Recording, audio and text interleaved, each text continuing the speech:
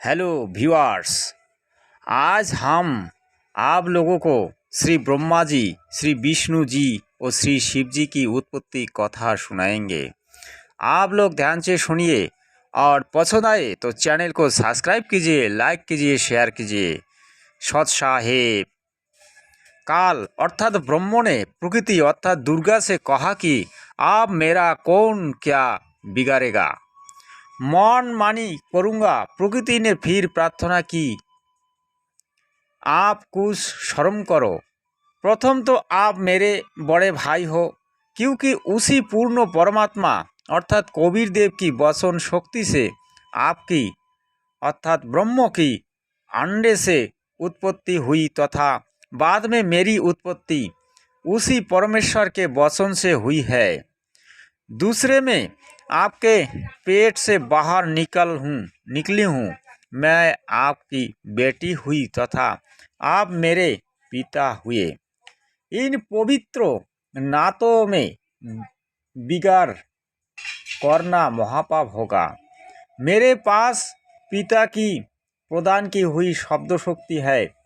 जितने प्राणी आप कहोगे मैं वचन से उत्पन्न कर दूंगी। ज्योति निरंजन ने दुर्गा की एक भी विनय नहीं सुनी तथा कहा कि मुझे जो सजा मिलनी थी मिल गई, मुझे सतलोक से निष्कासित कर दिया, आप मनमानी करूँगा। यही कहकर काल पुरुष अर्थात सरपुरुष ने प्रकृति के साथ जबरदस्ती शादी की तथा तीन पुत्र रजगुण युक्त ब्रह्मा जी, शतगुण युक्त श्री विष्णु जी तथा तमगुण युक्त श्री शिव शंकर जी की उत्पत्ति की। जवान होने तक तीनों पुत्रों को दुर्गा के द्वारा अचेत करवा देता है। फिर युवा होने पर श्री ब्रह्मा जी को कमल के फूल पर, श्री विष्णु जी को शेष नाग की शैया पर तथा श्री शिव जी को कैलाश पर्वत पर सचेत करके इकट्ठे कर देता है। तत्पश्चात प्रकृति अर्थात दुर्गा ने इन तीनों का विवाह कर दिया जाता है।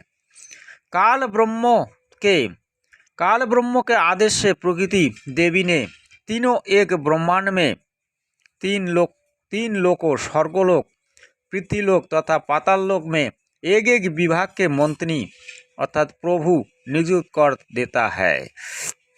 जैसे श्री ब्रह्मा जी को रजोगुण विभाग का तथा विष्णु जी को शतगुण विभाग का तथा श्री शिव शंकर जी को तमोगुण विभाग का प्रभु बनाया तथा काल ब्रह्म स्वयं गुप्त अर्थात महाब्रह्मा, महाविष्णु, महाशिव रूप में मुख्य मंत्री पद को संभालता है। एक ब्रह्मांडों में एक ब्रह्मलोक की रचना की है, उसी में तीन गुप्त स्थान बनाए हुए है। एक रजोगुण प्रधान स्थान है जहाँ पर यही ब्रह्म अर्थात काल स्वयं महाब्रह्मा मुख्यमंत्री रूप में रहता है तथा अपनी पत्नी दुर्गा को महासावित्री रूप में रखता है। इन दोनों के संयोग से जो पुत्र इस स्थान पर उत्पन्न होता है वही स्वतः ही रजोगुणी बन जाता है। दूसरा स्थान शतगुण प्रधान स्थान बनाया है, वहाँ पर यही स्वर पुरुष स्वयं महाविष्णु रूप बनाकर रहता है तथा अपनी पत्नी दुर्गा को महालक्ष्मी रूप में रखकर जो पुत्र उत्पन्न करता है उसका नाम विष्णु रखता है। वही बालक शतगुण युक्त होता है तथा तीसरा इसी काल ने वही पर एक तमोगुण प्रधान क्षेत्र बनाया है, उसमें यही स्वयं सदाशिव रूप बनाकर रहता है तथा अपने पत्नी दुर्गा को महापार्वती रूप में रखता है। इन दोनों के पति पत्नी व्यवहार से जो पुत्र उत्पन्न होता है उसका नाम शिव रख देते हैं तथा तमोगुण युक्त कर देता है। प्रमाण के लिए देखे पवित्र श्री शिव महापुराण विद्येश्वर संहिता पृष्ठ नंबर 26 जिसमें ब्रह्मा विष्णु रुद्र तथा महेश्वर से अन्य सदाशिव है तथा रुद्र संहिता अध्याय 6 तथा 79 पृष्ठ नंबर 100 से 105 तथा 110 पर अनुवाद कर्ता श्री हनुमान प्रसाद पोद्दार। गीता प्रेस गोरखपुर से प्रकाशित तथा पवित्र श्रीमद् देवी महापुराण तीसरा स्कंद अध्याय 1 से 5 पृष्ठ नंग 114 से 123 तक गीता प्रेस गोरखपुर से प्रकाशित। अनुवादक श्री हनुमान प्रसाद पोद्दार। चिमनलाल गोस्वामी। फिर इन्होंने धोखे में रखकर अपने खाने के लिए जीवों की उत्पत्ति श्री ब्रह्मा जी द्वारा तथा स्थिति एक दूसरे को मोह ममता में रखकर काल जाल में रखता है श्री विष्णु जी से तथा संहार, क्योंकि काल पुरुष को शापवश 1 लाख मानव शरीरधारी प्राणियों के सूक्ष्म शरीर से मेल निकालकर खाना होता है।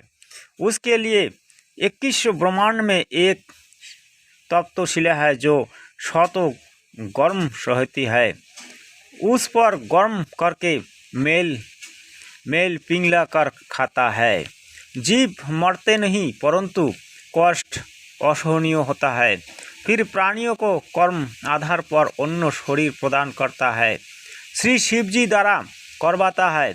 जैसे किसी मकान में 3 कमरे बने हो, एक कमरे में अश्लील चित्र लगे हो, उस कमरे में जाते ही मन में ऐसे ही मलिन विचार उत्पन्न हो जाते हैं।